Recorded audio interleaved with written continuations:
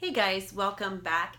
This is the first video in a new series that I am creating on team building.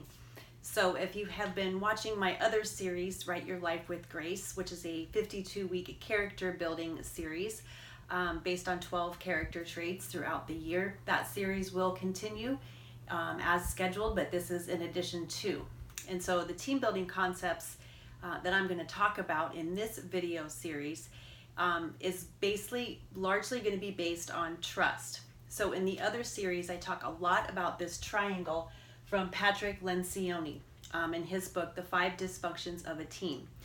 And that is so important because every relationship on the planet has to be built on trust. And then when you have trust, you have healthy conflict, and then commitment, accountability, and then you get results. Now, this is true in families as well as teams at work or teams in your volunteer organization. And mostly because when you have trust, then you are able to problem solve and you are able to work things out. And so the second level on this triangle is conflict. And so when we have trust, we can have healthy conflict.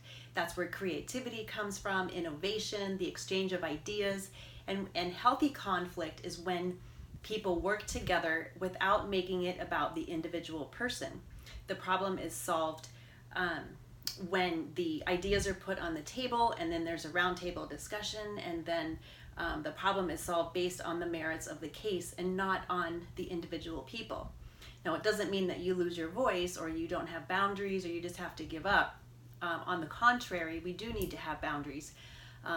But if we don't have trust, this conflict will look like arguing. It will look like it will be combative. People will be defensive. They won't be cooperative. They'll shut down. They'll be avoidant. And that's what it looks like to have a very dysfunctional team.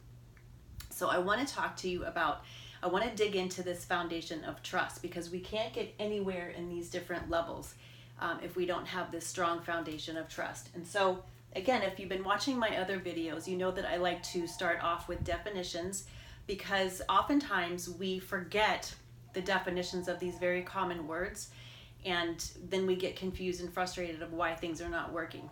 So we're going to start off with trust, which is basically a firm belief in the reliability or the truth, ability, or strength of someone or something. So that's important because when we look at the definition of reliable, then we see that it is consistent in quality or performance. So that might seem very basic, but let's ask yourself a question.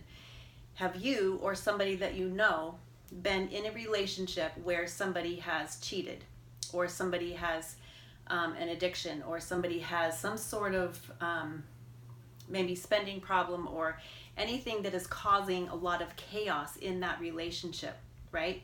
And so we say, well, I trust you, and then the cycle starts all over again, and the person, they says, okay, I'm going to try harder, or maybe you let them back in the house after they've had an affair, and then it just starts all over again, right? Well, basically it's because of this part right here, this lack of consistency in quality or performance.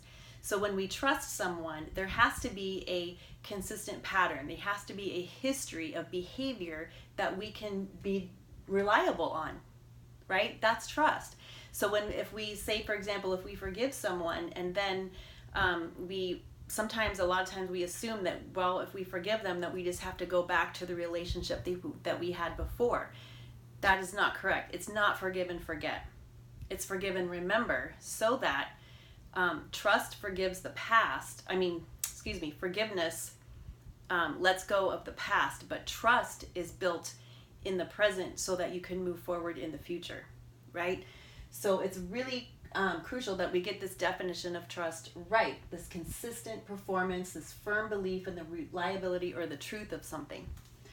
So there's two types of trust, and this is based on John Townsend and Henry Cloud, two of my favorite authors. That's where my training has come from, and my master's degree came from the Townsend Institute that John Townsend started. And so they talk a lot about the difference between functional and relational trust. So functional trust is when people show up to work on time, they do their task on time, they complete projects in the way that it is supposed to be completed. and you can, kind of like set their clock. They're absolutely going to open the gate at 6:30. They're always there.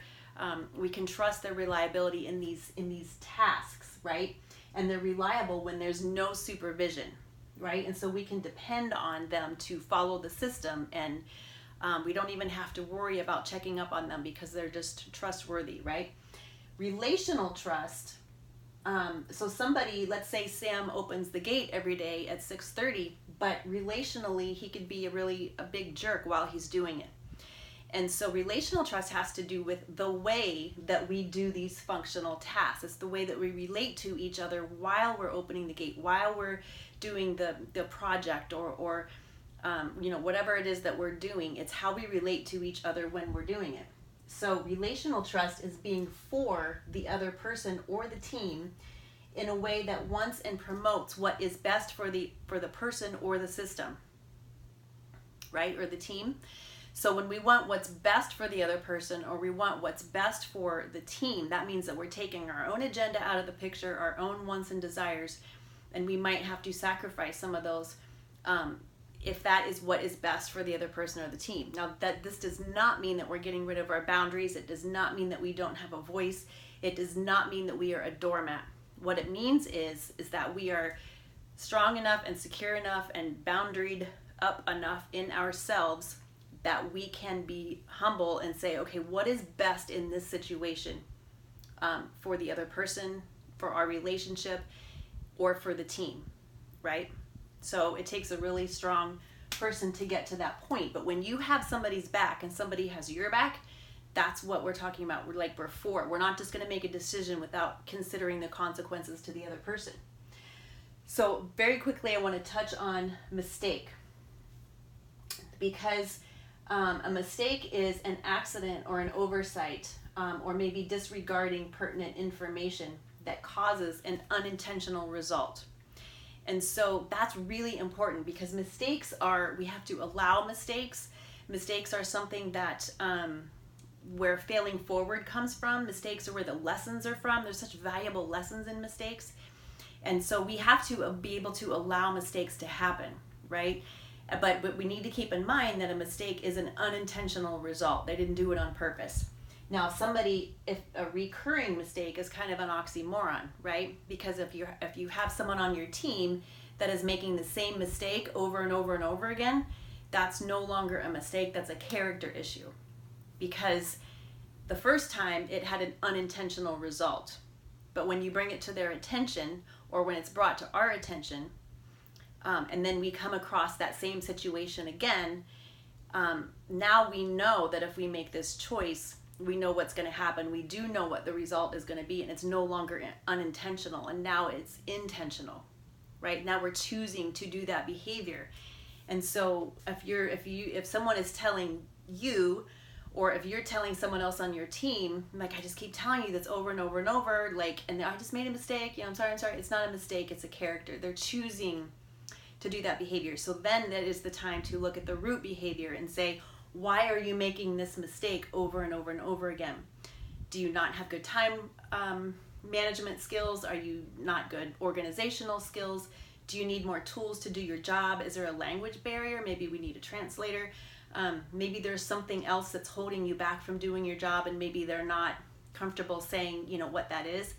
That's where trust is so important, because when we have that trust built in, people are more likely to speak up and not hide and not pretend that they can't do their job, or if they're embarrassed that they can't do their job, or they're afraid to ask, like, I'm sorry, I just don't understand.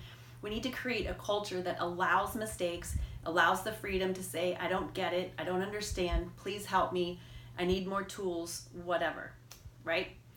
So that's part one.